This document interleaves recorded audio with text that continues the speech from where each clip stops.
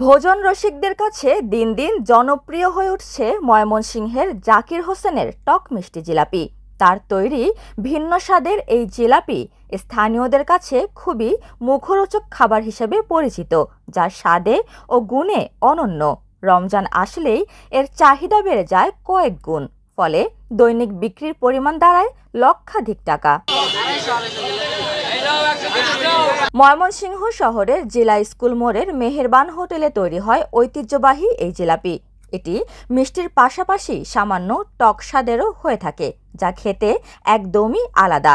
বিশেষ মশলার সংমিশ্রণে তৈরি এই জিলাপি খেতে প্রতিদিন বিকেল থেকেই প্রচুর ক্রেতা ভিড় করেন এই দোকানের সামনে।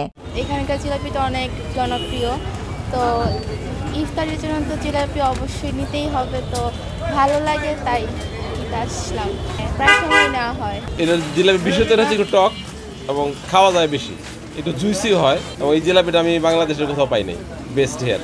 রমজান মাস এলেই ইফতারির জন্য বিশেষভাবে তৈরি টক মিষ্টি জিলাপির চাহিদা বাড়ে, তাই নিয়োগ করা হয় অতিরিক্ত শ্রমিক। প্রচুর পরিমাণে বেচা বিক্রি থাকায় এখানে কাজ করেও খুশি শ্রমিকরা। ময়মনসিংহের ঐতিহ্যবাহী ঐতিহাসিক এবং যারা ছোট থেকে বড় পর্যন্ত খাইছে, এখন দিন দিন চাহিদা আরও বাড়তেছে। সবাই আমাদেরকে এত ভিড় করে, অনেক সময় আমরা বিক্রেতারাও হিমঝিম খাওয়া যায়।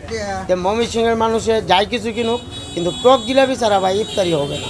জিলাপি চাউলের গুঁড়া, মাছের ডালের গুঁড়া, ময়দা আর তেঁতুলের টক এসব দিয়ে জিলাপি তৈরি করা হয়।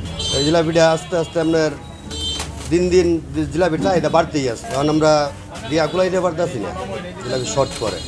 জাকির হোসেনের টক মিষ্টি জিলাপি ময়মনসিংহ শহরে সৃষ্টি করেছে এক নতুন চমক। স্বাদের বৈচিত্র্য এবং মানসম্মত উপাদানের কারণে এটি রমজান মাসের অন্যতম জনপ্রিয় খাবারে পরিণত হয়েছে। ৩৩ বছর ধরে পরিচালিত এই হোটেলে প্রতিদিন বিক্রি হয় ২০০ থেকে ২৫০ কেজি জিলাপি। অর্ডারের মাধ্যমে দেশের বিভিন্ন জায়গায় পাঠানো হয় সুস্বাদু এই জিলাপি। ৩৩ বছর আগে ময়মনসিংহ শহরে অনেক বৃষ্টি হয়েছে। জিলাপির খামির যে সকালবেলা রেডি করছিলাম, পরে আর জিলাপি ভাজি নাই। পরে আমরা সন্ধ্যার পরে টকের পানি দিয়া, ডালের চারে গুঁড়া দিয়া, বেসনের গুঁড়া দিয়া, পরে আমরা সন্ধ্যার সময় নিজেরাই আর বানায়া খাবার আয়োজন করছি যে দেই কি পরিস্থিতি।